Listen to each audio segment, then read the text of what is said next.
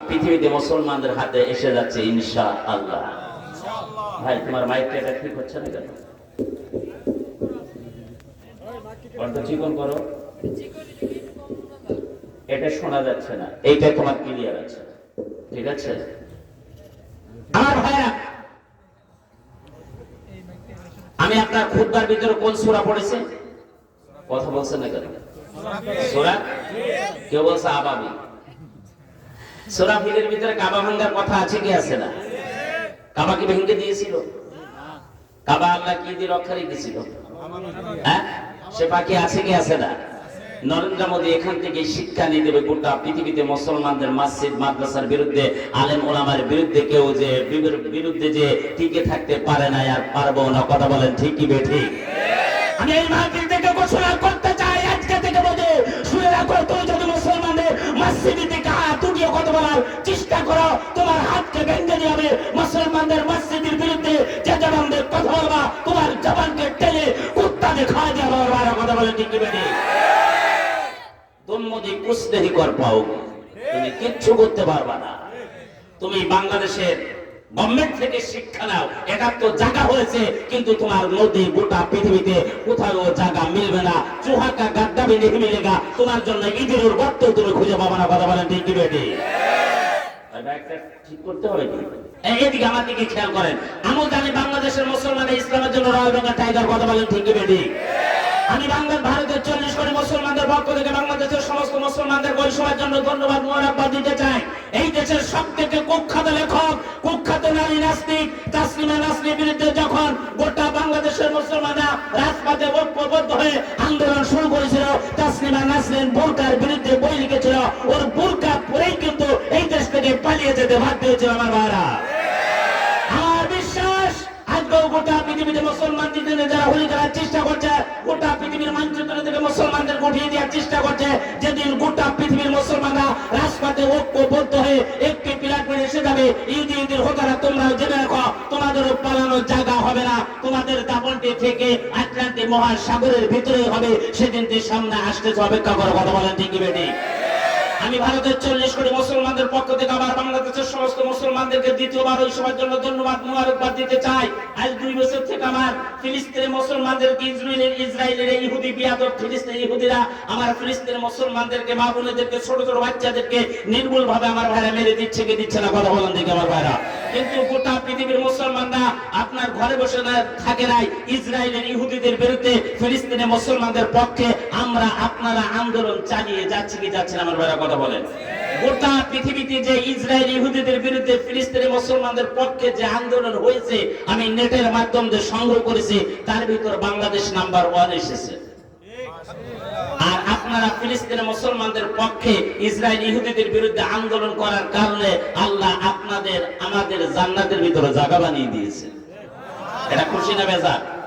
এটা আমি জানি, এটা বাংলাদেশ, এটা রবি ঠাকুরের বাংলা নয়, এটা সূর্য সেনের বাংলা নয়, এটা লক্ষ্য সেনের বাংলা নয়, এটা বাইজিকে বোস্তানের বাংলা, এটা শাহজাহানের বাংলা, এটা শাহ মাকদুমের বাংলা, এটা মাশরাফি সাহেব রহমাতুল্লাহের বাংলা, লক্ষ লক্ষ আলেমের বাংলা, লক্ষ লক্ষ মসজিদের বাংলা, 90% মুসলমানের বাংলার জমিনে আমরা ইসরায়েলের কোন মালকে, আমরা ইসরায়েলের কোন পণ্যকে ব্যবহার করব না এবং ব্যবহার করতে দেওয়া যাবে না। কে কে রাজি আছেন আমার আল্লাহ গা তুলে দেখান। আমার দিকে ওদিকে আপনাদের কথা বলার দরকার নেই। আপনারা পশ্চিমবাংলার মুখ্যমন্ত্রী মমতা ব্যানার্জির নাম আপনারা শুনেছেন কি শোনেন নাই? এই পশ্চিমবাংলার মুখ্যমন্ত্রী মমতা ব্যানার্জিকে ভারতের প্রধানমন্ত্রী নরেন্দ্র মোদী বলছেন যে মমতা ব্যানার্জি পশ্চিমবাংলার সমস্ত মুসলমানদের মসজিদকে বন্ধ করে দাও। মমতা ব্যানার্জি ভারতের প্রধানমন্ত্রী এই কুখ্যাত সন্ত্রাস এই জঙ্গিকে বলেছেন নো, প্রয়োজন হলে মন্দির বন্ধ হয়ে যাবে, মুসলমানদের মসজিদ খোলা থাকবে। কথা বলেন ঠিক কি বেঠিক? মমতা ব্যানার্জি কলকাতা আপনার ধর্মতলা একটা মিটিং করার মাঠ আছে, একটা ময়দান আছে, এই ধর্মতলা ময়দানের মাধ্যমে আবার দাঁড়িয়ে জনসভার মাধ্যমে ভারতের প্রধানমন্ত্রী নরেন্দ্র মোদীকে বলছেন, আপ কান খাড়া করকে শুনলে কান কান্দার রুই গুছ আমার, আপনি কানটি খাড়া করে শুনে রাখেন, আমি যদি ইন্ডিয়াতে কখনো প্রধানমন্ত্রী হতে পারি, প্রাইম মিনিস্টার হতে পারি, অবশ্যই অযোধ্যার জমিনে বাবরি মসজিদের জায়গা আমি বাবরি মসজিদ মমতা ব্যানার্জি নির্মাণ করে ছেড়ে দিব। জোরে বলেন সুবহানাল্লাহ। বিহারের সাবেক মুখ্যমন্ত্রী লালু প্রসাদ যাদব উনি ভারতের প্রধানমন্ত্রী নরেন্দ্র মোদীকে বলেছেন, আমি যদি ইন্ডিয়াতে কখনো প্রধানমন্ত্রী হতে পারি, প্রাইম মিনিস্টার হতে পারি, অবশ্যই অযোধ্যার জমিনে তোমার রাম মন্দিরকে তছনছ করে, রাম মন্দিরকে উড়িয়ে দিয়ে মুসলমানদের বাবরি মসজিদের জায়গা আমি বাবরি মসজিদ বানিয়ে ছেড়ে দিব। আমার ভাইরা, বিহারে আপনার উত্তরপ্রদেশের সাবেক মুখ্যমন্ত্রী মুলায়ম সিং যাদব সমাজবাদী পার্টির লিডার, উনি বলেছেন, আমি যদি ইন্ডিয়াতে কখনো প্রধানমন্ত্রী হতে পারি, প্রাইম মিনিস্টার হতে পারি, অবশ্যই অযোধ্যার জমিনে বাবরি মসজিদের জায়গা আমি বাবরি মসজিদ নির্মাণ করে ছেড়ে দিব। দিল্লি প্রদেশের রানিং মুখ্যমন্ত্রী অরবিন্দ কেজরিওয়াল সাহেব উনি নরেন্দ্র মোদীকে বলেছেন, আমি যদি ইন্ডিয়াতে কখনো প্রধানমন্ত্রী হতে পারি, অবশ্যই অযোধ্যার জমিনে বাবরি মসজিদের জায়গা আমি বাবরি মসজিদ নির্মাণ করে ছেড়ে দিব। কর্ণাটকের রানিং মুখ্যমন্ত্রী উনি নরেন্দ্র মোদীকে বলেছেন, আমি যদি ইন্ডিয়াতে কখনো প্রধানমন্ত্রী হতে পারি, প্রাইম মিনিস্টার হতে পারি, অবশ্যই অযোধ্যার জমিনে আপনার রাম মন্দিরকে উড়িয়ে দিয়ে, রাম মন্দিরকে ভেঙে দিয়ে মুসলমানদের বাবরি মসজিদের জায়গা বাবরি মসজিদ নির্মাণ করে ছেড়ে দিব। আমার ভাইরা, ভারতের চিত্র জগতের নায়ক মিঠুন চক্রবর্তী এই ফাটাকেষ্ট 100 নায়ক নায়িকা নিয়ে সমাবেশের মাধ্যমে সংবাদ সম্মেলন করে নরেন্দ্র মোদীকে বলে দিয়েছেন, আমি যদি ইন্ডিয়াতে কখনো ধারক ভাব হতে পারি, অবশ্যই অযোধ্যার জমিনে মুসলমানদের বাবরি মসজিদের জায়গা আমি বাবরি মসজিদ নির্মাণ করে ছেড়ে দিব। চিৎকার দিয়ে বলুন সুবহানাল্লাহ। যত লোকের নাম বলেছি এরা কি সব মুসলমান? এরা কি হিন্দু? এরা মানে ইন্ডিয়ার ছোট ছোট ব্যক্তি? এটা কি না মোদীর মতো চা বিক্রি করবে না? হ্যাঁ, এই বাংলাদেশ নিয়ে মোদী এই শুভেন্দু অধিকারী চিল্লাচ্ছে, তুমি দেখতেছো না? তোমার দেশের সংখ্যালঘুদেরকে আমাদেরকে মুসলমানদেরকে নির্ভুলভাবে মেরে দিচ্ছ। গুজরাটে 4000 মুসলমানদেরকে আমার ভাইরা মেরে হত্যা করে দিয়েছে। মণিপুরে আপনারা যে হামলা চলছে সংখ্যালঘুদের উপরে, তুমি বাংলাদেশকে শেখাচ্ছ যে ওখানে সংখ্যালঘু মজা। এই শুভেন্দু অধিকারী, তোর পিঠে চামড়া রাখা হবে না। আমার ভাইরা কথা বলে দেখি বেটি, বাংলাদেশের দিকে কুটিয়ে কথা বলার চেষ্টা করবে না। তোর প্রধানমন্ত্রী দোকানে দোকানে চা বিক্রি করতো, আর এই দেশের প্রধান উপদেষ্টা ডক্টর ইউনূস সাহেব আমার ভাইরা আমি নেটে দেখেছি বিভিন্ন বিশ্ববিদ্যালয়, পৃথিবীর বিভিন্ন বিশ্ববিদ্যালয় আমার ভাইরা ইংলিশে তাদেরকে ভাষণ দিয়েছে। কথা বলেন ঠিক কি বেঠি? বাংলাদেশ নিয়ে একটা মুসলিম কান্ট্রির দিকে তাকিয়েও কথা বলবো না। কথা বলেন ঠিক কি বেঠি? আমার ভাইরা, সারা পৃথিবীর আলেম ওলামারা আমার ইন্ডিয়ার প্রধানমন্ত্রী নরেন্দ্র মোদীকে বলেছেন, এটা গুজরাটের কসাই। কেমন কসাই? আমার কথা যদি মিথ্যা হয়ে যায় আমাকে স্টেজ থেকে আপনারা নামতে দিবেন। এখানে আমার ভাই একবার দাদা গেড়ে পাবেন। ইউটিউবে এক্ষুনি সার্চ দেন, বেরিয়ে আসবে নরেন্দ্র মোদী সাহেবের যেখানে বাড়ি গুজরাট প্রদেশে, ওখানে বিলকিস বানু নাম করে একজন মুসলিম মহিলা আছে। এই বিলকিস বানু মুসলিম পরিবারের 8 জন সদস্য বাস করে। বিশ্ব হিন্দু পরিষদ, শিবসেনা, আরএসএস এর লোকজনরা এই বিলকিস বানুর মুসলিম পরিবারের 8 জন সদস্যকে ঘরের ভিতর ঢুকিয়ে দিয়ে জানলা দরজা বন্ধ করে দিয়ে, পেট্রোল দিয়ে, অক্টেন দিয়ে, ডিজেল দিয়ে আগুন লাগিয়ে জ্বালিয়ে পুড়ে রাগ করে দিয়েছে। হারের চিহ্ন পর্যন্ত রাখে না। এই বিলকিস বানু মুসলিম মহিলার বাড়ির পাশে আরেকজন এমপি আছে, ইহসান জাফরি, মুসলিম এমপি। এই এমপির পরিবারে 3 জন সদস্য বাস করত। এই নরেন্দ্র মোদীর দলের লোকেরা, ইসকনের লোকজনরা এটা বাংলাদেশে এসেছে, এটা কিন্তু জঙ্গি। শুনে রেখে, ইসকন এটা কিন্তু জঙ্গি। আমি বাংলাদেশ গভর্নমেন্টকে বন্ধ করে ঘোষণা করতে চাই, আপনি এই মুহূর্তে ইসকনকে বন্ধ করে আপনারা একবার নিষিদ্ধ ঘোষণা করেন। কথা বলেন ঠিকই বেটি? এই ইসকনের দল, এই বিশ্ব হিন্দু পরিষদ, শিবসেনা, আরএসএস এর লোকজনরা এই ইহসান জাফরির পরিবারের 3 জন সদস্যকে ঘর থেকে বের করে রাজপথে 5 টুকরা করে ফেলে দিয়েছে। পরবর্তী ইহসান জাফরিকে ঘর থেকে বের করে এনে 7 টুকরা করে রাজপথে ফেলে দিয়েছে। এই নরেন্দ্র মোদীর দলের লোকেরা আপনার এই ইহসান জাফরি মুসলিম এমপির বাড়ির পাশে আরেকজন মুসলিম মহিলা আছে, 8 মাসের গর্ভবতী মুসলিম মহিলা। এই 8 মাসের গর্ভবতী মুসলিম মহিলাকে ঘর থেকে বের করে এনে পেটটি খুঁট দিয়ে ছিঁড়ে দিয়েছেন, বাচ্চাটি জমিনে পড়ে গেছে। এর 5 মিনিট পরে ওই বাচ্চাকে পেট থেকে বের করে আগুনে পুড়িয়ে জ্বালিয়ে রাখ করে দিয়েছে।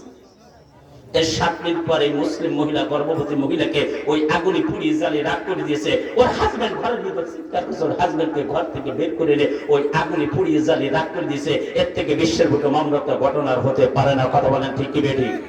গোটা পৃথিবীতে একমাত্র মুসলমানের নির্যাতনে পীড়িত ভিতরে আছে। কথা বলেন, গোটা পৃথিবীতে একমাত্র মুসলমানের নির্যাতনে পীড়িত ভিতরে আছে।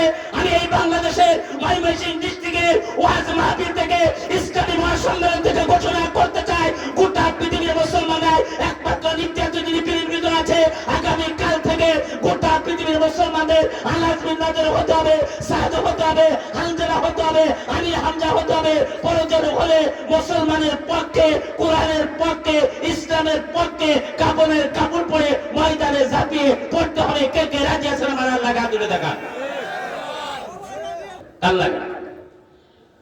আর দুই একটা আমার ইন্ডিয়ায় কি মুসলমানদের আছে কি আছে না, মোদীতে ঝামেলা পাকানোর চেষ্টা করছে বিভিন্ন সময়। মসজিদ দিয়ে যে কয়েকদিন আগে সম্বল মসজিদ দিয়ে এখানে বলছে যে আমাদের এখানে শিব মন্দিরের লিঙ্গ ছিল, জোরে বলেন নাউজুবিল্লাহ। আমার 5 জন মুসলিমকে এখানে গুলি করে মেরে দিয়েছে। আজমির শরীফের বা 8.5 বছর এই খাজা মঈনুদ্দিন চিশতি রহমাতুল্লাহ আলাইহি এখানে শুয়ে রয়েছেন। এটা বলছে আমাদের এখানে নিচে মন্দির ছিল। কত যে ঝামেলা পাকানোর চেষ্টা করতেছে মুসলমানদেরকে নিয়ে, কিন্তু মুসলমানদের আল্লাহ আছে। কথা বলেন ঠিক কি বেঠিক? আমার ভাইরা, মুম্বাই মহারাষ্ট্রের ভিতর মুসলমানদের একটি ময়দান আছে, আজাদ ময়দান। এই আজাদ ময়দানে দাঁড়িয়ে বিশ্ব হিন্দু পরিষদ, শিবসেনা, আরএসএস এর লোকজনা, মুদিত দলের লোকেরা ঘোষণা করছেন हिंदुस्तान के अंदर जितना मुसलमान है तमाम मुसलमान 2030 साल के अंदर हिंदू हो जाना पड़ेगा। अगर हिंदू ना हो गया उन लोगों को हिंदुस्तान छोड़ के दूसरा मुल्क में जाना पड़ेगा, बांग्लादेश या पाकिस्तान में। কি বুঝলেন আপনারা? বিশ্ব হিন্দু পরিষদ, শিবসেনা, আরএসএস এর লোকজনা মুসলমানদের আজাদ ময়দানে, মুম্বাই বৃহত্তম একটি ময়দান, এই ময়দানে জনসভা করা হয়। এই ময়দানে দাঁড়িয়ে ঘোষণা করছেন ইন্ডিয়ার বুকে যত মুসলমান আছে সমস্ত মুসলমানদের 2030 সালের ভিতরে হিন্দু হয়ে যেতে হবে। আর যদি হিন্দু না হয়ে যাও তোমরা ইন্ডিয়া ছেড়ে অন্য দেশে চলে যাও, বাংলাদেশ অথবা পাকিস্তানে। কথাটি ভালো কি খারাপ? আচ্ছা, বাংলাদেশে কত কোটি লোক বাস করে? একটু আমার সঙ্গে কথা বলুন। 20 কোটি। আমরা ইন্ডিয়াতে মুসলমান বাস করি 40 থেকে 41 কোটি। এখন 40 কোটি মুসলমান যদি আপনার বাংলাদেশে এসে যায় আর এই মোদি যদি তাড়িয়ে দেয়, এই ময়মনসিংহ ডিস্ট্রিক্টে কোনো জায়গা ধান লাগানোর জায়গা থাকবে? এটার প্রতিবাদ আমরা দিল্লিতে একটি সমাবেশের আয়োজন করলাম। পুরো ভাষণ দিয়েছে আমাদের ময়দান, আজাদ ময়দান দাঁড়িয়ে। আর আমরা জমিয়তুল উলামা হিন্দের নেতৃত্বে, আলেমরা জানে বাংলাদেশের আলেমরা জমিয়তুল উলামা হিন্দ কি সংগঠন। এই জমিয়তুল উলামা হিন্দের আমি কেন্দ্র কমিটির ভিতরে, এই জমিয়তুল উলামা হিন্দের পক্ষ থেকে আমরা একটি ওদের দিল্লির মেন পয়েন্টে ময়দান আছে, রামলীলা ময়দান, মিডিয়া বলেছেন আনুমানিক 50 লক্ষ মুসলমান ওই সমাবেশে জমা হয়েছে। পশ্চিমবঙ্গের বাঙালিদের পক্ষ থেকে আমি 3 মিনিট ভাষণ দেওয়ার সুযোগ পেয়েছি। আমি বললাম মুসলমানদের আজাদ ময়দানে দাঁড়িয়ে মুসলমানদের বিরুদ্ধে যেই বিয়াদব ভাষণ দিয়েছে, আমার এই 3 মিনিট ভাষণে ওকে একটা শিক্ষা দিতে হবে।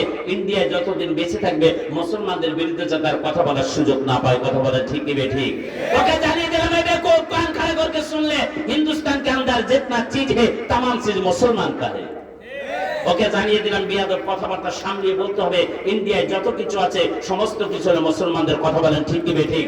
নাম্বার 1 তাজমহল মুসলমান का है। কাদের?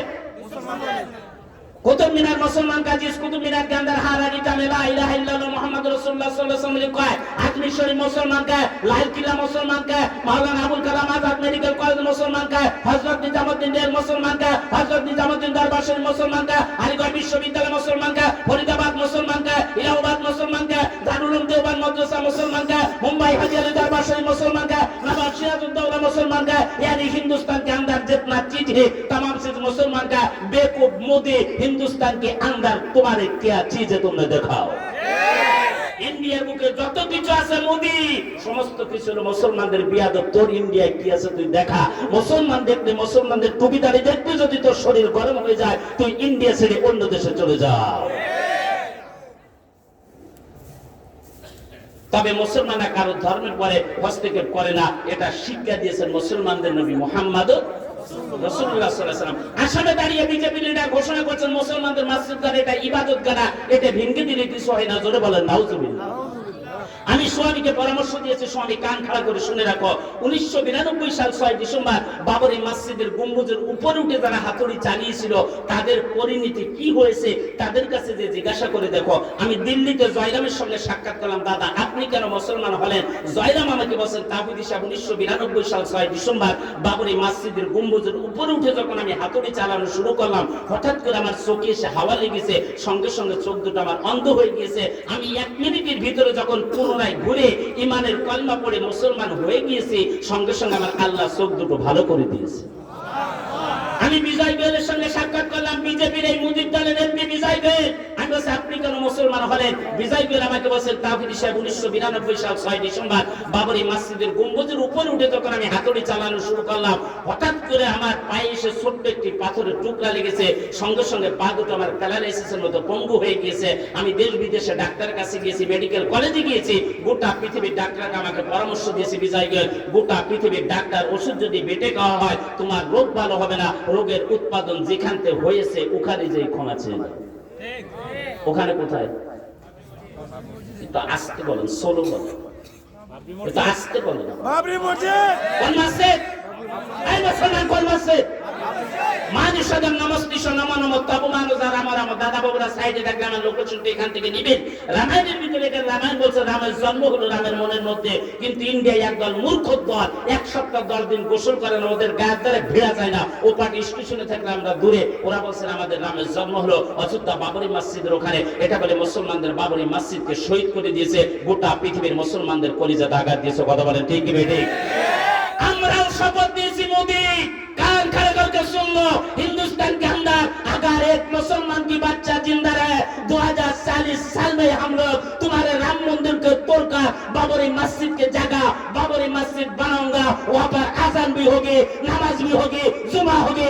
दुनिया को ताकत रुका नहीं सकते, रुका नहीं सकते, रुका नहीं सकते।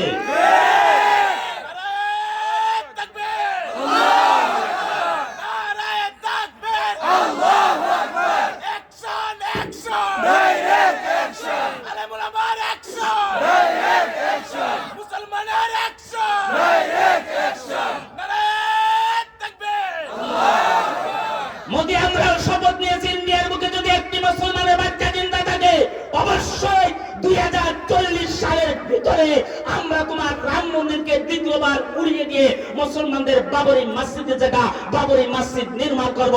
ওইখানে নামাজ হবে, ওইখানে জুমা হবে, ওইখানে আযান হবে। দুনিয়ার কোনো পরাশক্তি ঠেকিয়ে রাখতে পারবে না, পারবে না, পারবে না ইনশাআল্লাহ। क्योंकि मुसलमान तमाम चीज को बर्दाश्त कर सकते हैं। मुसलमान के सामने मुसलमान को बेटाओं को मार दोगे, बीवियों को मार दोगे, मुसलमान की तमाम दौलत सिल लोग मुसलमान बर्दाश्त कर लेंगे। लेकिन मुसलमान एक चीज बर्दाश्त नहीं कर सकते, मुसलमान के सामने मुसलमान के कुरान और हदीस मस्जिद मदरसा पर अगर कोई भी टास आ जाए मुसलमान को भी बर्दाश्त नहीं कर सकते। मुसलमान सब कुछ मेरे যেতে পারে, মুসলমানের সামনে মুসলমানের ছেলেকে মেরে দিবেন, মেয়েকে মেরে দিবেন, স্ত্রীকে মেরে দিবেন, মুসলমানের সমস্ত সম্পদগুলো আগুনে পুড়িয়ে জ্বালিয়ে রাগ করে দিবেন। মুসলমান মেনে যেতে পারে, মুসলমান একটি জিনিস মানতে পারে না, মুসলমানের সামনে যদি মুসলমানের কোরআন হাদিস মসজিদ মাদ্রাসার পরিচিত কখনো আঘাত আসে মুসলমান কোনোদিন মানতে পারে না। কথা বলেন ঠিক কি বেঠিক? আবার মোদি বলছে মুসলমানদের মসজিদ মাদ্রাসা এটা বোমা বানানোর কারখানা। জোরে বলেন নাউজুবিল্লাহ। আমি এই ময়মনসিংহ ডিস্ট্রিক্টের ইসলামী মহাসম্মেলন থেকে ঘোষণা করতে চাই, গোটা পৃথিবীর মুসলমানদের মসজিদ মাদ্রাসা এটা বোমা বানানোর কারখানা নয়, এটা একটি মানুষ গড়ার কারখানা। মুসলমানদের মসজিদ মাদ্রাসায় মোদি বোমা খোঁজার জন্য আসবে না। মুসলমানদের মসজিদ মাদ্রাসার ইটগুলো যেদিন বোমায় আক্রমণ করবে তোমরা কিন্তু আটলান্টিক মহাসাগর পার হওয়ার সুযোগটি পাবে না। সেদিনটি সামনে আসতেছে, অপেক্ষা করো। রাগ হচ্ছেন মনে আপনার? এই ভাই বসে যাচ্ছেন না কেন? দাঁড়িয়ে থাকবেন না কেন? যে আলোচনা শুরু করেছে সূরা ফিল কমসে কম 2 ঘন্টা লাগবে। কখন? আমি তো 2 ঘন্টা সময় দিতে পারছি না। মোদির কি অবস্থা? ভারতে আপনার প্রধানমন্ত্রী উনি 2014 সাল থেকে প্রধানমন্ত্রী হয়েছেন। 2014 সাল থেকে 2020 সাল পর্যন্ত ইন্ডিয়াতে 13 লক্ষ হিন্দু লোক ইমানের কলমা পড়ে মুসলমান হয়ে গিয়েছে। মোদি তুমি কুছ नहीं कर पाओगे, তুমি কিচ্ছু করতে পারবে না। এই বছরে কত জায়গা কত হাজার হিন্দু লোক কলমা পড়ে মুসলমান হয়েছে, কোন মন্দিরের ভিতর কত হাজার হয়ে কোন নামাজের আযান দিয়েছে, আর এক মন্দিরে কোন পুরোহিতের নেতৃত্বে কোন পূজারীর নেতৃত্বে কত হাজার হিন্দু লোক কলমা পড়ে মুসলমান হয়েছে। মোদির নির্বাচনী এরিয়া থেকে কত হাজার হিন্দু লোক কলমা পড়ে মুসলমান হয়েছে। নূপুর শর্মার বাড়ির এরিয়া থেকে কত হাজার হিন্দু লোক কলমা পড়ে মুসলমান হয়েছে। এটা জানার দরকার আছে কি আছে না? আমার ভাইরা কথা বলেন দেখি। সময় দিতে হবে কিন্তু। আল্লাহ বলেন আমি কিছু সংখ্যা মানুষ কিছু সংখ্যা জিনদেরকে জাহান্নামের ভিতর ঢুকিয়ে দিব। আচ্ছা মানুষদের ভিতর তো আমরা নাকি? এটা কারা? কোরআন বলছে লাহুম কুলুবুন লা ইয়াফকাহুনা বিহা, যাদের দিল আছে দিলে কোনো বিবেচনা নেই। দিল আছে দিলে কোনো কিসের বিবেচনা নেই? কোরআনের বিবেচনা নেই, ভালো মন্দের বিবেচনা নেই। এমন একটি দিল আছে যেই দিল দিয়ে গান বাজনা ভালো লাগে, এরকম লোক আছে কি আছে না? না নাই। ওয়ালাকুম আইয়ুনুল লা ইবসিরুনা বিহা, যাদের চোখ আছে চোখ দিয়ে দেখে না। চোখ আছে চোখ দিয়ে কি দেখে না? কোরআন দেখে না, কোরআনের মাহফিল দেখে না, মসজিদ দেখে না, মাদ্রাসা দেখে না। কোরআনের মাহফিলে 144 দ্বারা আইন জারি করে দেয়। এরকম লোক আছে কি আছে? সব ইন্ডিয়াতে আছে। হ্যাঁ আছে আপনাদের এখানে। আপনাদের কাছে আমার প্রশ্ন, মুসলমানদের কোরআনের মাহফিলে 144 দ্বারা আইন জারি করেছে আবু জেহেল আবু লাহাব। কথা বলেন ঠিক কি বেঠিক? আমি ধরে নিয়েছি আজকাল যারা মুসলমানদের কোরআনের মাহফিলে 144 দ্বারা আইন জারি করে দেয়, যারা মুসলমানদের কোরআনের মাহফিলকে ভেঙে তছনছ করে দেয়, এদের রক্ত আর আবু জেহেলের রক্তের ভিতর কোনো ভেজাল নেই। চেক আপ করলে একই গ্রেডের রক্ত খুঁজে পাওয়া যাবে আমার ভাইরা। এমন একটি চোখ আছে যে চোখ দিয়ে পরের মেয়ে ডান্স করে, ওই ডান্স দেখতে ভালো লাগে, এরকম লোক আছে কি আছে না? দেখবেন বিভিন্ন গানের প্যান্ডেলে 80 বছর 90 বছর বয়স হয়ে গেছে, একেবারে আগের বেঞ্চে বসে পড়েছে। এই বুড়ো সকল, তোর বয়স হচ্ছে 80 বছর 90 বছর, তুই মাসজিদের কোনায় থাকবি, তুই ওখানে কেন? ওয়ালাকুম আযানুন লা ইয়াসমাউনা বিহা, যাদের কান আছে কান্দে শুনে না, কান আছে কান্দে কি শুনে না? কোরআন শুনে না, কোরআনের মাহফিল শুনে না। এমন একটি কান আছে যে কানে মোবাইলে গান শুনতে ভালো লাগে, এরকম লোক আছে কি আছে না?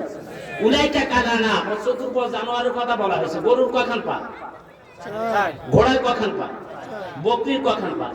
এই যে আপনাদের বাড়ির সাইডে মাঝে মাঝে কালো ধরন জন্তু যায়, কচু গাছের গোড়া খায়, ওর কখন পা। বালহুম আদাল, হুজুর কোরআন শরীফে আছে আছে না? ওই ইন্ডিয়ান কোরআন শরীফে আছে। হ্যাঁ, প্রত্যেকেও নিকৃষ্ট। যেহেতু গরু বলেন, ঘোড়া বলেন, বকরি বলেন, যা বলেন, লাঠি নিয়ে দাঁড়িয়ে যাবেন, ঠিক যেদিকেই তারা করবেন ওদিকেই যাবে। কিন্তু মানুষ মার্কে কিছু লোক আছে, যতই কোরআন হাদিসের কথা বলুন না কোনো, ও সুজানো আরেক দিকে। উলাইকা হুম গাফিলুন, ওরা কি গাফিল। আমার ভাইয়েরা কান লাগান, এশার ফরজ নামাজ কয় রাকাত, 4 রাকাত, আর মাগরিবের ফরজ নামাজ কয় রাকাত, 3 রাকাত। কত রাকাত হয়ে গেল? জাহান্নাম কয়টি আছে? এই 7 রাকাত নামাজকে আদায় করলেন আমার আল্লাহ ঘোষণা করে দিয়েছেন, 7টি জাহান্নামের দরজা আমি আল্লাহ বন্ধ করে দিলাম। আসরের ফরজ নামাজ কয় রাকাত, আর জোহরের ফরজ নামাজ কয় রাকাত, কত রাকাত হয়ে গেল? জান্নাত কয়টি আছে? এই 8 রাকাত নামাজকে আদায় করলাম আর আল্লাহ ঘোষণা করে দিয়েছেন, 8টি জান্নাতের দরজা আমি আল্লাহ খুলে দিলাম। ফজরের ফরজ নামাজ কয় রাকাত? নামাজটি কঠিন আছে না শীতের দিনে সহজ আছে? কথা বলছেন না কেন?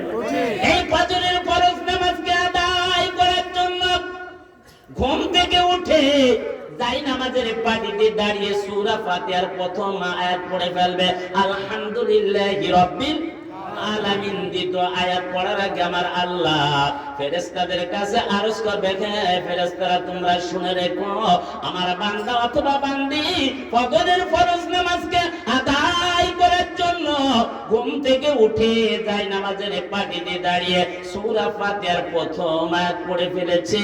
দ্বিতীয় আয়াত পড়ার আগে আমার বান্দা অথবা বান্দি দিনের বেলায় যত গুনাহ করেছে আমি আল্লাহ সমস্ত গুনাহগুলো ক্ষমা করে দিলাম। বান্দা অথবা বান্দি প্রথম রাকাত শেষ করে দ্বিতীয় রাকাতে দাঁড়িয়ে যায়, সূরা ফাতিহা পড়ে অন্য সূরা মিলিয়ে রুকু করে সিজদা করে তাশাহুদ শরীফ দোয়া মাসুরা পড়িয়া ডান দিকে সালাম ফিরিয়ে দেয়। বাম দিকে সালাম ফিরানোর আগে আমার আল্লাহ ফেরেশতাদের কাছে আরজ করে, হে ফেরেশতারা তোমরা শুনে রেখো, আমার বান্দা অথবা বান্দি ফজরের ফরজ নামাজ শেষ সমাপ্তির পথে করে ফেলেছে, ডান দিকে সালাম ফিরিয়ে দিয়েছেন, বাম দিকে সালাম ফিরানোর আগে আমার বান্দা অথবা বান্দি রাতের বেলায় যত গুনাহ করেছে আমি আল্লাহ সমস্ত গুনাহগুলো ক্ষমা করে দিলাম। দিন আর রাতের গুনাহ যদি আল্লাহ ক্ষমা করে দেয়, মাঝখানের কোনো ডিজিটাল টাইম টিম আছে নাকি আমার ভাইরা? তাহলে নামাজ দরকার আছে কি আছে না?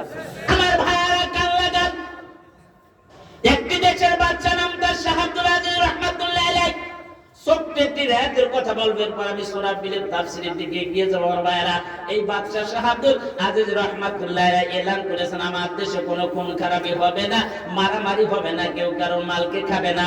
ওই দেশে একজন সিন্ধ আপনার ভিখারি মহিলা ছিল, বাজার থেকে ভিক্ষা করে মহিলাটি বাসায় এসে গিয়েছে। খানা পাকানোর জন্য যখন স্টোভের কাছে গিয়েছে, যে দেখে স্টোভে কেরোসিন তেল নাই, বুড়িমা দ্বিতীয়বার বাজারে চলে গিয়েছেন, বাজার থেকে কেরোসিন তেল কিনে নিয়ে যখন বাসায় ফিরে আসছিলেন, হঠাৎ করে বুড়িমা হাত থেকে রাস্তার মাঝখানে তেলের পাত্রটি পড়ে গিয়েছে, পড়া মাত্রই মাটিতে তেল চুষে খেয়ে নিয়েছে। বুড়িমা ওখানে আধা ঘন্টা ধরে কান্নাকাটি করছে। মাটি বাদশা এলান করেছে তার দেশে কেউ কারোর মালকে খাবে না। তুমি মাটি আমার তেলকে চুষে খেয়ে নিয়েছে, এটা জুলুম করেছ, আমার তেলকে ফেরত দিয়ে দাও। মুসলমান ভাই বাবাজিরা বলুন দেখি, মাটিতে যদি কেরোসিন তেল চুষে খেয়ে নেয় ওই তেল ফেরত হবে নাকি? হবে। বুড়ি মাটি বাদশার দরবারে চলে গিয়েছেন। বাদশাকে যে বলছেন, বাদশাহ মেনে আইও আপকো মুলুক কি মিট্টি के বিরুদ্ধে এক মামলা দায়ের করने के लिए আমি এসেছি আপনার দেশের মাটির বিরুদ্ধে একটি মামলা দায়ের করতে। কি মামলা? বললেন, আমি একজন ভিখারি, বাজার থেকে খানা পাকানোর জন্য কেরোসিন তেল কিনে নিয়ে বাসায় ফিরে যাচ্ছিলাম। হঠাৎ করে রাস্তার মাঝখানে আমার তেলের পাত্রটি হাত থেকে পড়ে গিয়েছে। পড়া মাত্রই মাটিতে তেল চুষে খেয়ে নিয়েছে। ওখানে আমি আধা ঘন্টা ধরে কান্নাকাটি করলাম, আপনার কথা বললাম, তেল ফেরত হবে না।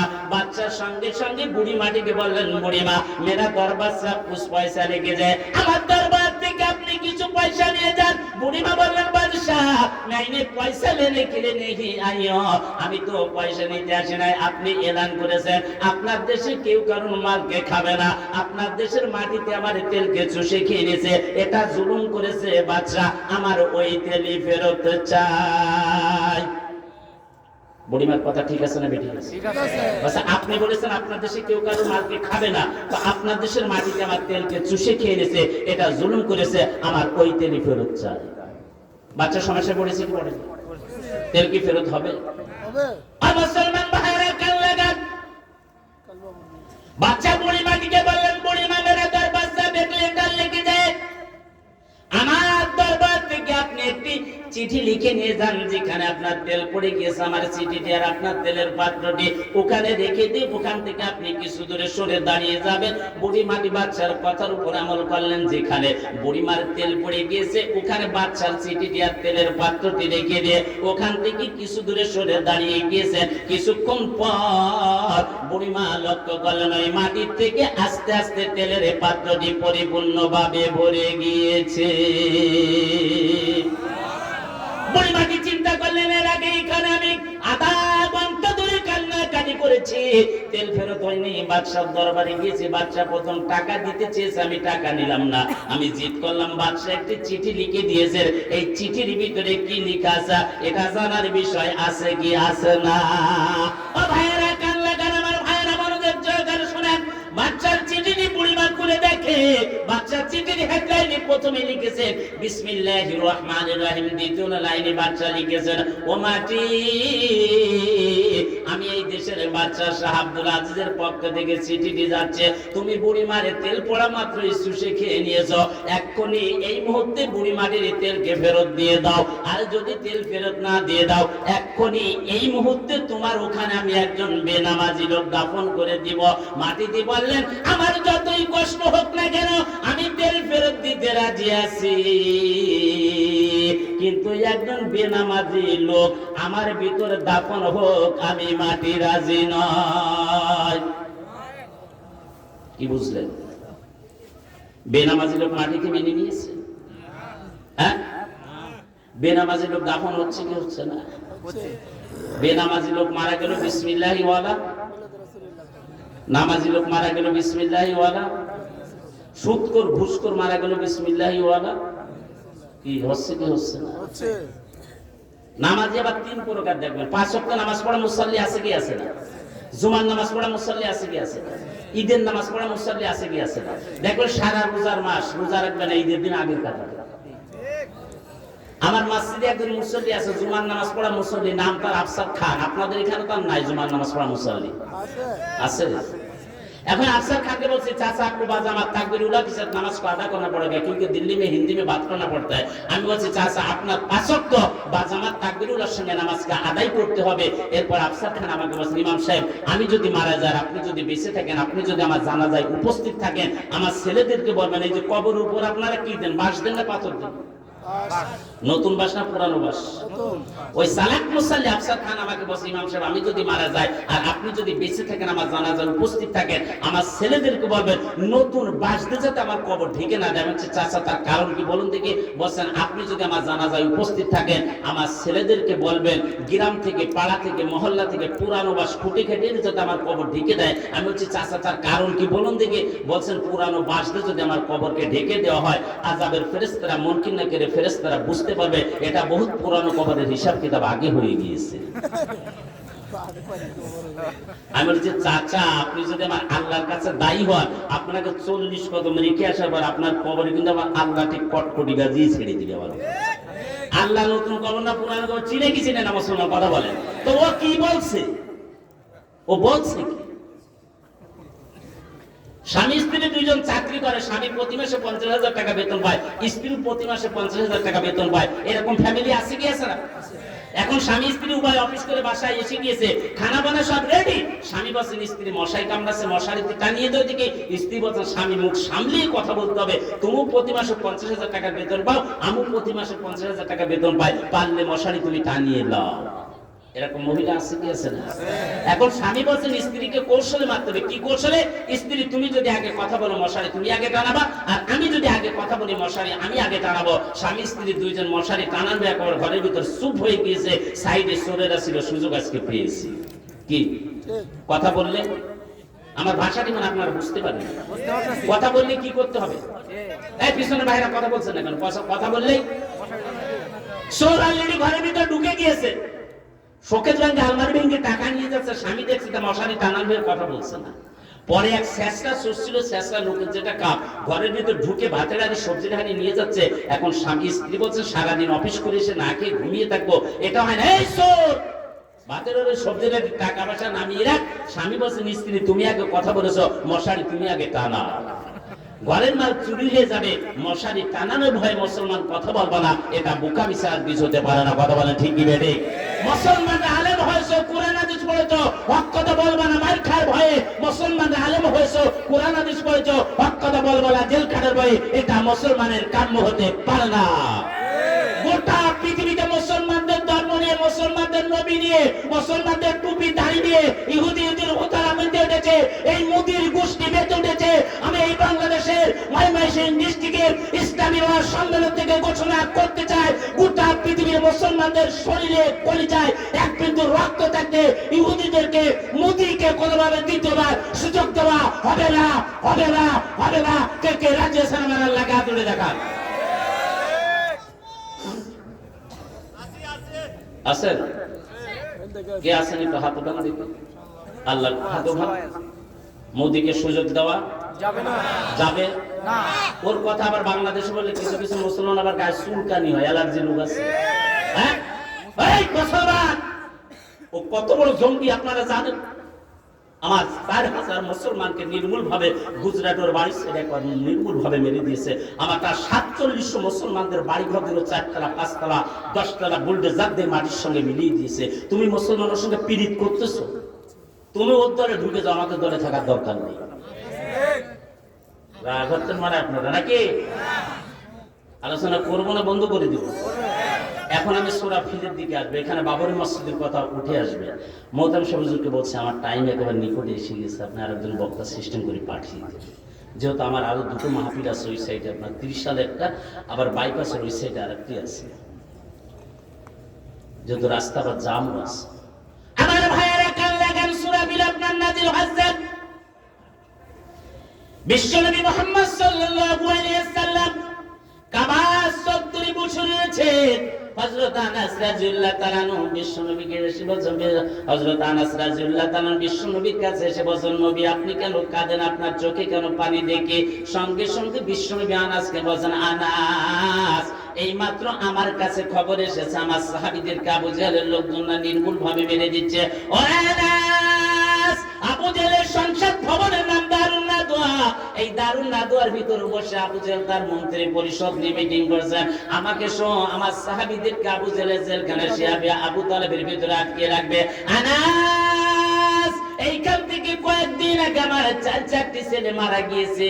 আমার চাচা উম্মে জামেলা, আমার চাচা আবু লাহাব সমানে অপবাদ দিচ্ছে, কিন্তু প্রতিবাদ করার কোনো ভাষা পাচ্ছি না। এখানে আমার আল্লাহ বিশ্ব নবীকে সূরা ফিল দিয়ে সান্ত্বনা দিচ্ছেন, নবী আবু জেহেল কি করতে চায় এটা আমি আল্লাহ জানি। আল্লাহ জানে কি জানে না? আল্লাহ বিশ্ব নবীকে বললেন, নবী আপনি দুনিয়াতে আসার 50 দিন আগে আমি একটি ঘটনা ঘটিয়েছিলাম। এমন থেকে বাদশাহ আবরাহা এসেছিলেন, উনি একটি কাবা তৈরি করেছিল। কাবার নাম দিয়েছিল কুলাই, সোনা দানা জহুর দিয়ে তৈরি করে গোটা পৃথিবীতে এলান করেছিলেন, ও গোটা পৃথিবীর লোকেরা তোমরা আমার এই বানানো কাবা কুলাই সোনা দানা জহুর দিয়ে তৈরি করেছে, এটাকে তওয়াব করার জন্য, সই ভাঙ্গা কাবাকে তওয়াব করার জন্য যেও না। কিন্তু গোটা পৃথিবীর লোকেরা আবরাহা বাদশার বানানো কাবা তওয়াব করার জন্য যায় না, সবাই ওই আসল কাবাই তওয়াব করার জন্য যায়। জোরে বলুন সুবহানাল্লাহ।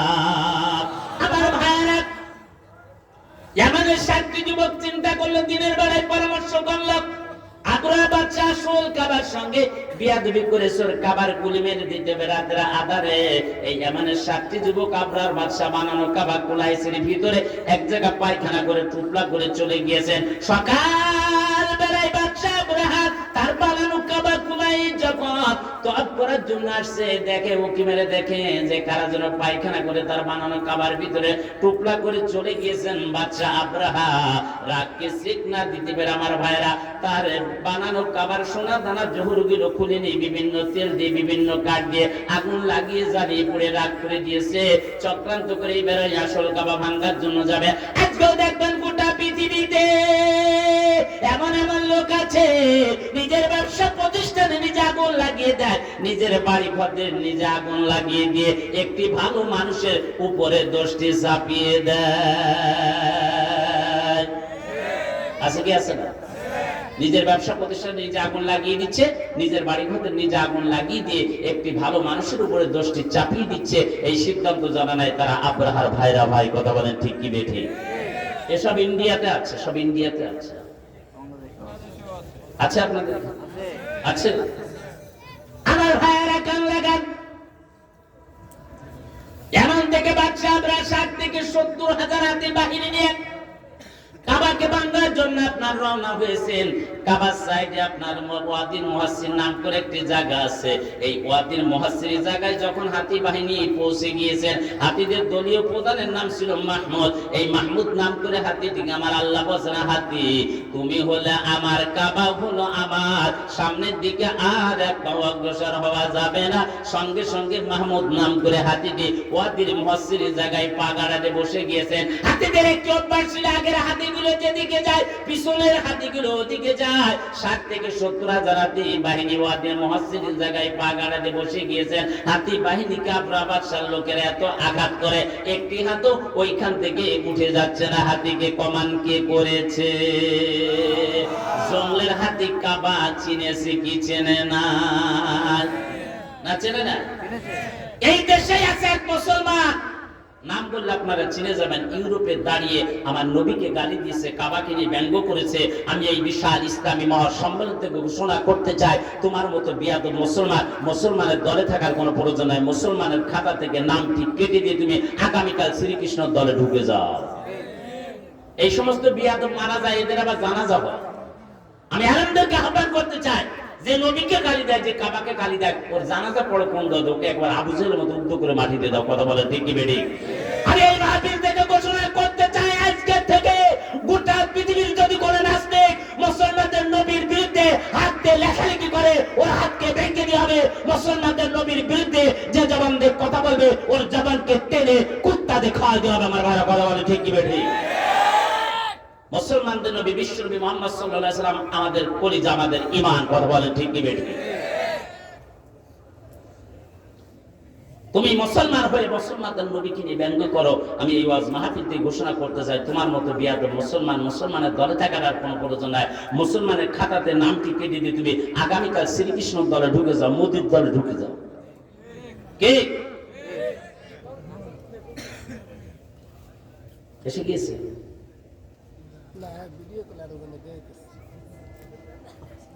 মহতাম হুজুর আছেন? মহতাম হুজুর আছেন? দেখে দেন আমার ভাইরা, হাতি বাহিনী আপনার ওয়াদির মুহাসসির জায়গায় পাগাড়ে বসে গেছে। হাতি বাহিনীকে আবরাহা বাদশার লোকেরা এত আঘাত করছে, কিন্তু একটি হাতও ওইখান থেকে উঠে যাচ্ছে না। তাহলে জঙ্গলের হাতি কাবা চিনেছে কি চেনে নাই? না চেনে নাই।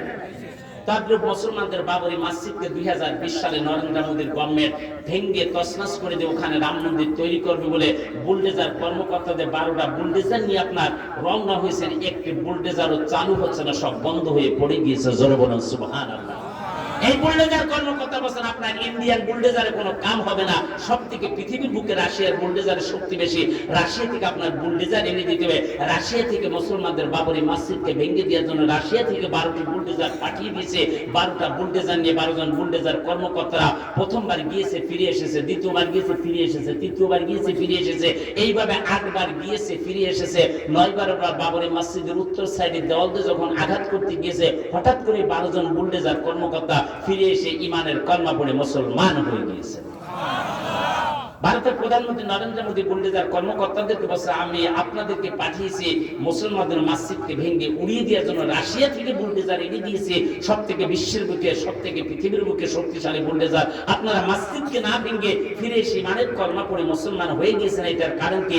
12 জন বুলডোজার কর্মকর্তারা বলছেন, স্যার আমরা অবশ্যই মুসলমানদের মসজিদকে আমরা ভাঙতে গিয়েছিলাম, এইটার ভিতরে কোনো দুর্বলতা ছিল না। প্রথমবার গিয়েছে, ফিরে এসেছে, দ্বিতীয়বার গিয়েছে, ফিরে এসেছে, এইভাবে 8বার গিয়েছে, ফিরে এসেছে, ভিতরে টিকতে পারছি না।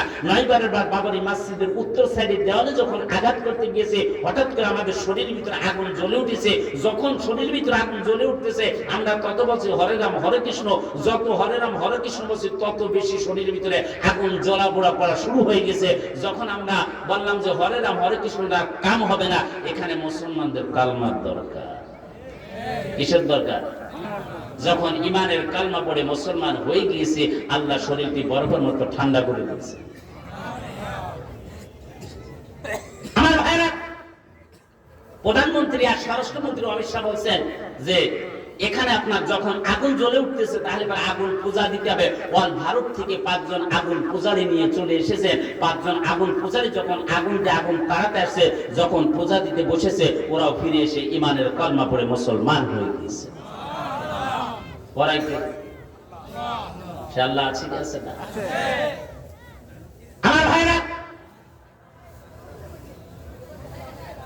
তাহলে আমাদের মসজিদ মাদ্রাসার পক্ষে থাকার দরকার আছে কি আছে না? আলেম ওলামার পক্ষে থাকার দরকার আছে কি আছে না? এই মাদ্রাসার পক্ষে আমাদের থাকার দরকার আছে কি আছে না? আমার ভাইরা কথা বলেন দেখি। এখন আবার দেখবেন একদল বেরিয়েছে আলেম ছাড়া। আলেম আছে কি আছে না? এই মুসলমান এই সাচ্চাই মোদির দলের লোক, মোদির দালাল, ওই ইসলামকে সমর্থন করেছে আমার ভাইরা। এর কথা শোনা যাবে না আমার ভাইরা। ভারতের সমস্ত দেওবন্দের উলামা ইকরামরা একে বয়কট করেছে আমার ভাইরা। আমার ভাইরা, তাহলে আমাদের আলেম ওলামার পক্ষে থাকতে হবে। কথা বলেন ঠিক কি বেঠিক? বাংলাদেশে 3.5 লক্ষ মসজিদ আছে কি আছে না? 3.5 লক্ষ ইমাম আছে কি আছে না? 3.5 লক্ষ খতিব আছে কি আছে না? 3.5 লক্ষ মুয়াজ্জিন আছে কি আছে না? তো কত লক্ষ হলো? এই বাচ্চারা কথা না বলে, কত লক্ষ হলো? কোথায় 7 লাখ? হিসাব করেছে? 10.5 লক্ষ হয়েছে। কত লক্ষ হয়েছে? 3.5 লক্ষ, 3.5 লক্ষ, 3.5 লক্ষ, কত হয়েছে? 10.5 লক্ষ হুজুরদের ইমামদের একটি করে বউ আছে কি আছে না? তো কত লক্ষ হলো? 21 লাখ। এই 10.5 লক্ষ ইমামদের হুজুরদের দুটো করে বাচ্চা ধরবে, যেহেতু আবার হুজুরদের কিন্তু ছেলে মেয়ে বেশি, ওরা কিন্তু সিস্টেম আর মানে না, তাই 21 হলো। 21 কত হলো? এই 42 লক্ষ আলেমদের পরিবার, এই 42 লক্ষ ইমামদের পরিবার ঢাকা শাহবাগ চত্বরে যে যদি আমার বাড়া ঐক্যবদ্ধ জমা হয়ে নাস্তিকের বিরুদ্ধে রুখে দেয়, বলগারের বিরুদ্ধে রুখে দেয়, ওই বলগাররা, ওই নাস্তিকরা ঢাকায় থাকার কোনোভাবে কথা নাই, বঙ্গোপসাগর করে দিবে। পিসাবের সঙ্গে বঙ্গোপসাগর হয়ে ভারত সাগরে চলে যাওয়ার কথা।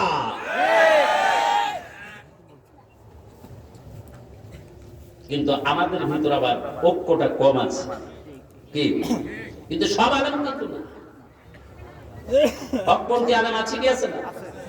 এই যত বাংলাদেশের কওমি মাদ্রাসা আছে, আপনার দারুল উলুম দেওবন্দ মাদ্রাসা যেটা আমার বাইরে শাখা, এটা সব হকপন্থী। আল্লাহ কবুল করুক, জোরে বলেন আমিন। দাঁড়ায় পিশাব করে, দেখবেন ইমামের দাড়ি মাপেছে, আছে কি আছে না? সুদখোর ঘুষখোর মসজিদের সভাপতি বানিয়ে রেখেছে, ওই সুদখোর ঘুষখোরের বিরুদ্ধে আমার ভাইরা মসজিদে জুমাতে খুতবা দেওয়া যায় না, ভাষণ দেওয়া যায় না, আছে কি আছে না আমার ভাইরা? দিল্লিতে আমার মসজিদে কুবায় একজন নামাজ পড়ে, বাড়ি তার হরিয়ানা প্রদেশে, আপনার যেখানে ইলিয়াস রহমতুল্লাহ আলাইহির বাড়ি, এই উনি হলেন ওইখানে মসজিদের সভাপতি। এখন আমি সভাপতি সাহেব আমাকে 2 বছর ধরে বলছে, আমার মসজিদে একজন ভালো একজন ইমাম এবং খতিব দেন, দেওবন্দের একটা আলেম দেন, আমার এক বন্ধুকে আমি ওইখানে ইমামতির দায়িত্ব দিয়ে দিয়েছি। 2 বছর ইমামতি করার পরে আমার বন্ধুকে মসজিদ থেকে বের করে দিয়েছে, তাড়িয়ে দিয়েছে। এখন আমি ওই মসজিদের সভাপতি সাহেব বলছি, সভাপতি সাহেব 2 বছর থেকে আমার পিছনে লেগে লেগে একটা ইমাম এর কথা বললেন, আমি আমার বন্ধুকে লাগিয়ে দিয়েছি, এত বড় যোগ্য আলেম, বড় আলেম, আপনি মসজিদ থেকে কেন বের করে দিলেন? তখন ওই মসজিদের সভাপতি সাহেব আমাকে বলছেন, ইমাম সাহেব, আমাদের মসজিদের ইমাম সাহেব গতকালকে তার স্ত্রী মাঠে ছাগল আনতে গিয়েছিল। কি কথা বলছেন? কোথায় গিয়েছে? তখন আমি বলছি, ইমাম সাহেবের স্ত্রী যখন মাঠে ছাগল আনতে গিয়েছিল, তো ইমাম সাহেবের স্ত্রীর হেজাব পরা ছিল না, বোরকা পরা ছিল না? বসে হাসছিল, তাহলে অপরাধ কি? সভাপতি সাহেব, আপনার মসজিদে আমি ওইখানে ওয়াজ করার জন্য গিয়েছিলাম, ওখানে তাকরীর করার জন্য গিয়েছিলাম, আপনার মসজিদের মুসল্লিরা, আপনার মসজিদ এলাকার লোকজন বলেছে আমাদের মসজিদের সভাপতি সাহেবের মেয়ে কলেজে পড়ে। কোথায় পড়ে? কলেজে পড়ে, জিন্সের প্যান্ট পরে, হাফাতা গেঞ্জি পরে, মাথায় বক্সা, আছে কি আছে না? মাথায় নেই চুল, কানে নেই দুল, নাকে নেই ফুল, গায়ে নেই ওড়না, বেটা না বেটি এটা চেনা যায় না। কথা বলে ঠিক কি বেটি?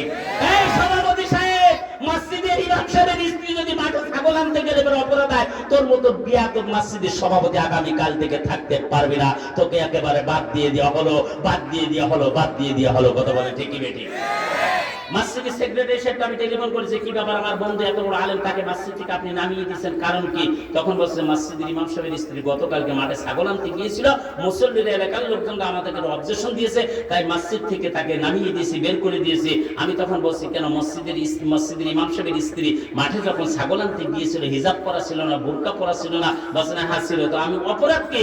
সেক্রেটারি সাহেব, আমি আপনার এলাকাতে যখন ওয়াজ করার জন্য, বয়ান করার জন্য গিয়েছি, আপনার এলাকার লোকজন, আপনার মসজিদের মুসল্লিরা বলছেন আমাদের মসজিদের সেক্রেটারি সাহেবের স্ত্রী প্রাইমারি স্কুলের মাস্টার, 14 হাত শাড়ি পরে, মাথায় ওঠে না, গাড়ে সিটপিন মারে। কি আছে কি আছে না? আবার দেখবেন পিঠ খালি, কপালে জাহান্নামের নোক্তা, আবার ঠোঁটে যেছে 7 পর্দা, চোখে যেছে 5 পর্দা, চোখ হয়েছে রংধনু, দুইটা আবার এক জায়গা হয় না। বাবাকে বলে ড্যাড, চাচাকে বলে আঙ্কেল, মনে হয় ওর কাছে বান্দর ফেল। সেক্রেটারি সাহেব, ইমাম সাহেবের স্ত্রী যদি মাঠে ছাগল আনতে গেলে অপরাধ হয়, তুমি আর আগামীকাল থেকে মসজিদের সেক্রেটারি থাকতে পারবে না। কথা বলেন ঠিক কি বেটি? ইমাম সাহেবদের সঙ্গে ভালো ব্যবহার করতে হবে। কি কি করতে হবে? আমার ভাইয়েরা, কাল লাগান বাদশাহ ইব্রাহিমের সাহেব থেকে 70,000 হাতি বাহিনী নিয়ে আপনার ওয়াদির মুহাসসিরে জাকাই যখন পৌঁছে গিয়েছে, আমার ভাইয়েরা, সঙ্গে সঙ্গে আমার আল্লাহ ওই হাতি বাহিনীদের ভিতরে দলীয় প্রধানের নাম ছিল মাহমুদ। এই মাহমুদ নাম করে হাতিটিকে আমার আল্লাহ বলছেন, হাতি তুমি হলে আমার, কাবা হলো আমার, সামনের দিকে আর এক পা অগ্রসর হওয়া যাবে না। সঙ্গে সঙ্গে মাহমুদ নাম করে হাতিটি ওয়াদির মুহাসসিরে জায়গায় পা গাড়াতে বসে গিয়েছে। হাতিদের একটু অভ্যাস ছিল, আগের হাতি যেদিকে যায় পিছনের হাতিগুলো ওইদিকে যায়। 60 থেকে 70,000 হাতি বাহিনী ওয়াদির মুহাসসিরে জায়গায় পা গাড়াতে বসে গিয়েছে। হাতি বাহিনীকে বাদশাহ আবরার লোকেরা এত আঘাত করে, একটি হাতু ওইখান থেকে আমার ভাইরা উঠে যায় না। জোরে বলুন সুবহানাল্লাহ। হাতিকে কমান কে করেছে? আপনার আব্রাহ বাদশা বললেন, কাবার মধ্যে আল্লাহতে কাবাকে দেখাশোনা করে আব্দুল মুত্তালিব, এই বিশ্বনবী দাদা আব্দুল মুত্তালিবকে খবর দিয়ে নিয়ে আসো, তাকে আগে দুর্বল করে দেওয়ার পরে তারপরে কাবা ভাঙার জন্য যেতে হবে। আব্দুল মুত্তালিবকে ডেকে নিয়ে আসছেন বাদশা আবরা। বললেন, ভাইজান আপনি কি দেখেছেন আমি এমন থেকে 60 থেকে 70,000 হাতি বাহিনী নিয়ে আসছে আপনার কাবাকে ভেঙে দেওয়ার জন্য? আপনার এই বিষয়ে কোনো কথা আছে নাকি, পরামর্শ আছে নাকি? আব্দুল মুত্তালিব আবরা বাদশাকে বললেন, ভাইজান আমার একটি কথা আছে। কি কথা আছে?